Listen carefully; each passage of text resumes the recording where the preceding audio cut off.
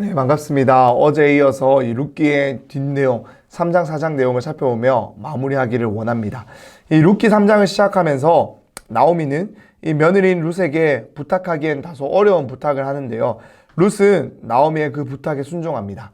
그 부탁이 무엇이냐면 바로 보아스를 찾아가서 자신들의 가문, 즉 엘리멜렉의 기업을 무르도록 부탁하라라는 것이었습니다. 그래서 나오미는 룻에게 이 목욕 제계를 하게 하고 보리를 타작하는 것을 축하하며 잔치를 벌이는 그 자리로 가서 보아스를 만나게 합니다. 그렇게 룻이 이 시어머니의 명령대로 다 준비하여서 보아스를 만나기 위해 타작마당으로 내려갑니다. 이 타작마당은 추수를 축하하는 자리이기 때문에 다들 흥에 겨워 있었고 그 자리를 즐기고 있었습니다. 그리고 을에 그런 자리에서는 흥을 이기지 못해서 음행의 일이 벌어지기도 했습니다. 그렇기에 그러한 이 장소에 젊은 여인이 홀로 나타난다라는 것은 그곳에 모인 사람들에게 충분히 이 오해를 불러일으킬 수 있는 행동이었습니다. 게다가 누워서 자는 보아스 옆에 가서 나란히 눕는다라는 것은 보아스 또한 룻이 자신을 유혹하거나 아니면 자신에게 몸을 팔기 위해서 왔다라고 생각할 수 있는 여지를 줄 수 있는 그러한 행동입니다. 하지만 룻은 그러한 오해를 받을 수 있는 상황을 피하지 않습니다. 오히려 나오미의 말에 순종하면서 보아스에게 나아가서 어머니의 가문의 기업 물을 자가 되어달라고 청혼을 하였습니다. 바로 그때 이 보아스의 반응이 무엇인가요? 그녀의 그러한 믿음의 결단에 순종해 보아스도 응답합니다. 바로 자신이 기업 물을 자가 되어주겠다라는 것입니다. 무엇이 보아스를 이렇게 행동하게 만들었을까요? 보아스는 룻의 이 결단을 바라보면서 룻이 나오미에게 베푼 인애가 처음보다 나중에 더하다라고 평가합니다. 여기서 사용된 이 인애라는 표현은 바로 헤세드라는 단어를 번역한 것인데요. 이 헤세드의 뜻을 정의해 본다라면 약한 자가 곤궁에 빠졌을 때 강한 자가 그럴 의무가 없음에도 불구하고 베푸는 충성과 사랑이라고 우리가 정의할 수 있습니다. 다시 말해서 룻이 나오미에게 베푼 인애, 그 사랑은 그렇게 하지 않아도 되었지만 자신이 그런 사랑을, 그런 도움을 시어머니 나오미에게 주지 않는다면 나오미의 삶이 무너질 수밖에 없기에 자신이 손해를 보더라도 그 손해를 막론하고서라도 나오미를 살리는 생명의 선택, 살리는 선택이 바로 이 룻의 베푼 인애의 선택이었다라는 겁니다. 보아스는 룻에게서 이 헤세드를 보았고 자신 또한 룻과 나오미에게 그 헤세드로 반응을 합니다. 하지만 보아스는 확실한 사람이었습니다. 그는 자신보다 기업 물을 순위가 앞순위에 있는 친족이 있다는 것을 너무나도 잘 알고 있었어요. 그래서 그 사람이 기업 물을 자가 되어줄 것인지 아닌지, 그렇지 않다면 자신이 그렇게 하겠다라고 약속을 합니다.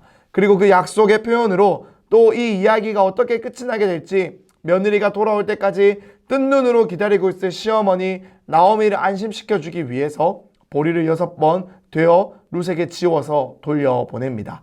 그리고 나오미의 말처럼 보아스는 자신이 약속한 이 일을 성취하기까지 쉬지 않는 모습을 보여줍니다. 보아스는 성문으로 나아갔고 그곳에서 자신보다 앞순위에 있었던 다른 친족을 만납니다. 그리고 나오미의 일을 설명합니다. 처음에는 이 자신보다 순위가 앞섰던 이 친족이 이 엘리멜렉의 기업을 대신 물려주고자 합니다. 하지만 보아스가 그렇게 되면 너는 룻과 결혼을 해야 되고 그의 대를 이어서 그 기업이 결국에는 룻이 낳은 자손에게로 가게 되어서 엘리멜렉의 집안의 것이 될 것이다 라는 것도 설명해 줍니다. 그러자 이 친족은 기업을 물려주기만 하고 그 땅이 자신의 것이 되지 않고 오히려 자신의 재산에 손해가 있게 된다는 것을 알게 되었고 그래서 기업 물르는 것을 포기해 버립니다. 자신에게 손해가 오니까 그렇게 해줘야 할 의무, 도울 의무가 있는 1순위였음에도 불구하고 그 권리를 포기해 버리는 겁니다. 하나님의 율법도 제대로 알지 못했습니다. 룻과 보아스의 모습과는 이 사람이 너무나도 대조가 됩니다. 이렇게 이제 보아스가 이 엘리멜렉의 나오미의 집안의 기업을 물을 1순위가 되었고 보아스는 약속한 대로 엘리멜렉의 기업을 회복시켜서 이 룻과 결혼을 합니다. 그리고 아들을 낳아서 엘리멜렉의 집안의 끊어진 대를 이어가게 합니다. 룻기는 그 아들의 이름을 오벳이라고 밝히고 있고요. 오벳은 다윗의 아버지 이새의 아버지였다라는 것도 알려줍니다.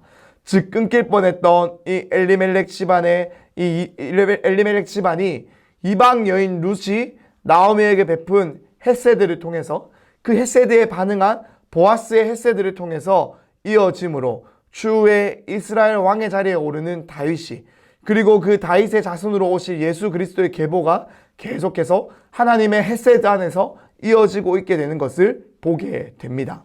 이렇게 룻기는 시작부터 끝까지 하나님의 헤세드로 가득 차 있는 책입니다.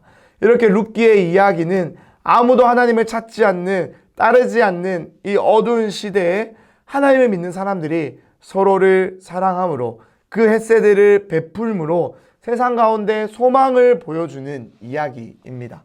아무도 하나님을 향한 믿음을 소중히 여기지 않을 때, 그 사랑을 귀하게 여기지 않을 때 자신의 것을 희생하는 것이 너무나도 멍청한 것처럼 여기는 그 사람들 앞에서 그 시대 속에서 자기 삶의 편안함을, 이익을 포기하고 오히려 상대방을 위해 자신의 것을 내어주며 그의 연약함을, 그의 부족함을, 그의 모자람을 채워주는 그런 기꺼이 베푸는 사랑, 헤세드를 보여주므로 믿음으로 사는 것이, 사랑으로 섬기는 것이 무엇인지를 보여주는 귀한 가족의 이야기, 공동체의 이야기가 바로 룻기의 이야기입니다.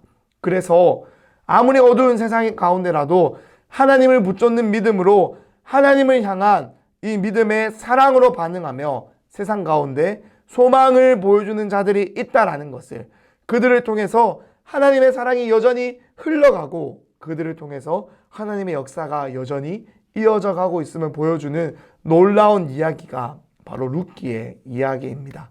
이렇게 이제 우리는 이제 룻기의 이야기를 덮게 됩니다. 룻기의 이야기를 덮는 이 시점에 내 안에, 우리 안에, 정말 우리 범어의 모든 성도님들 안에 이 헤세드가 가득하여져서 흘러 넘칠 수 있게 되기를 간절히 소망합니다. 그래서 우리 공동체가 바로 이 헤세드가 넘치는 공동체가 되기를 함께 기도하며 함께 살아내기를, 그래서 이 땅을, 이 세상을 함께 살려내는 하나님의 언약 백성들로 우리가 지어져 갈 수 있게 되기를 간절히 소망합니다. 이렇게 우리가 이번 주에 달고나 말씀을 다 살펴보았습니다. 어두운 사사시대 가운데에도 하나님은 여전히 살아 움직이셨습니다. 하나님은 여전히 살아 계셨습니다. 지금도 하나님은 살아 계십니다. 살아계신 그 하나님을 더욱더 붙잡는, 하나님의 사랑으로만 만족하는 범어의 모든 성도님 되시길 간절히 소망합니다. 우리 내일 복된 주일에 만나도록 하겠습니다. 감사합니다.